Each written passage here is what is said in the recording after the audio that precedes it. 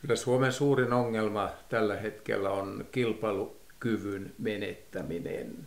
Ja sen seurauksena on tullut yhteiskuntaan erittäin suuri ongelma, ja se on työttömyys. Ovat jotkut sanoneet, että vain sota on työttömyyttä pahempi. Ja olen valmis allekirjoittamaan sen väitteen.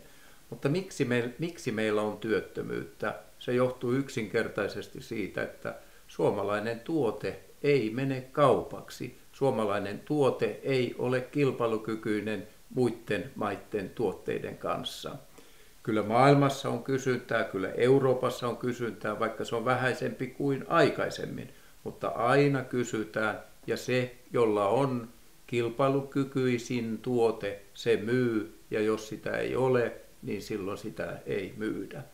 Meidän pitää saada kilpailukyky takaisin, menetetty kilpailukyky takaisin, ja se tulee vain sillä, että kustannukset nousevat vähemmän kuin mitä tuottavuus paranee. Ja tuottavuutta voidaan parantaa monella tavalla, tehdä enemmän työtä, pitää palkat kurissa niin, että kustannukset nousevat Suomessa vähemmän kuin kilpailijamaissa. Ja tästä kaikki ovat yksimielisiä, mutta sitten kun pitää tehdä päätöksiä, niin sitten unohdetaan nämä tosiasiat.